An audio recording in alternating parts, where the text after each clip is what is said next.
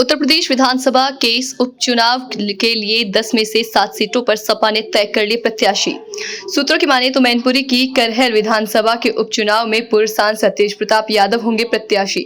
क्या सपा कांग्रेस मिलकर लड़ेगी चुनाव या फिर उपचुनाव में टूटेगा इंडिया गठबंधन? उत्तर प्रदेश में 10 विधानसभा सीटों पर उपचुनाव के लिए समाजवादी पार्टी ने कमर कस ली है। जानकारी के अनुसार सपा आलाकमान ने संभावित प्रत्याशियों की तैयारियों में जुटने के निर्देश दे दिए हैं।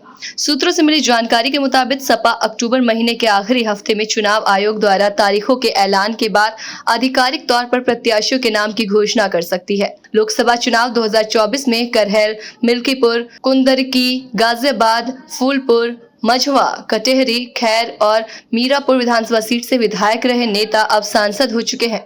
उनके इस्तीफों के बाद ये सीट खाली हो गई है। तो वहीं सीसामऊ विधानसभा सीट पर सपा विधायक रहे इरफान सोलंकी ने अयोग्य ठहराए जाने के बाद ये सीट खाली हुई। साल 2022 के विधानसभा चुनाव में करहल, सीसामऊ, मिल्कीपुर, कटेहरी और कुंदरकी पर सपा ने जीत दर्ज की थी। तो वहीं खैर, गाजियाबाद और फूलपुर से भारतीय जनता पार्टी, मिर्जापुर स्थित मझवा सीट निषाद पार्टी और मीरापुर विधानसभा में राष्ट्रीय लोकदल ने जीत हासिल की थी।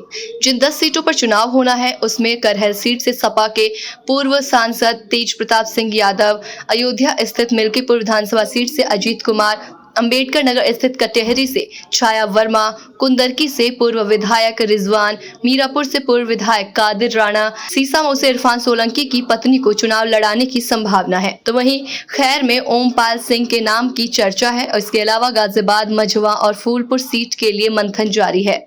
कटेहरी में छाया वर्मा अंबेडकर नगर में से मौजूदा सांसद लालजी वर्मा की बेटी है। वहीं मिल्कीपुर से संभावित सपा प्रत्याशी फैजाबाद के मौजूदा MP अवधेश प्रसाद के बेटे हैं। इसके अलावा करहल से तेज प्रताप का यादव परिवार से रिश्ता है। समाजवादी पार्टी ने 10 विधानसभा सीटों में से 7 पर अपने प्रत्याशी तय कर लिए हैं। क्या जो 3 बची हुई उन सीटों को कांग्रेस के लिए छोड़ेगी सपा या बची हुई सीटों पर भी अपने प्रत्याशी उतारेगी? अगर सपा सभी सीटों पर प्रत्याशी उतारती है तो सपा और कांग्रेस के बीच का गठबंधन टूट सकता है। आपको बता दें कि अगर सपा और कांग्रेस उपचुनाव अलग अलग लड़ते हैं तो नुकसान दोनों दलों को होना तय माना जा रहा है। पिछले लोकसभा चुनाव में जो इंडिया गठबंधन को सफलता, उसका मुख्य कारण सपा और कांग्रेस के बीच कायम हुई एकता बताई जा रही है। जिस तरीके से सपा मुखिया अखिलेश यादव ने PDA का नारा देकर दलित, पिछड़े और अल्पसंख्यकों को इंडिया गठबंधन के साथ जोड़ने का काम किया।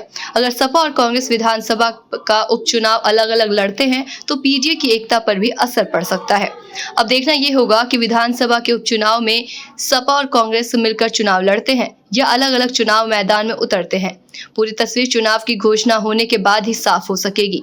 देखते रहिए D न्यूज़ सुपरफास्ट समाचार चैनल की विशेष पेशकश, सपा और कांग्रेस के लिए इंडिया गठबंधन का महत्व विषय खास रिपोर्ट।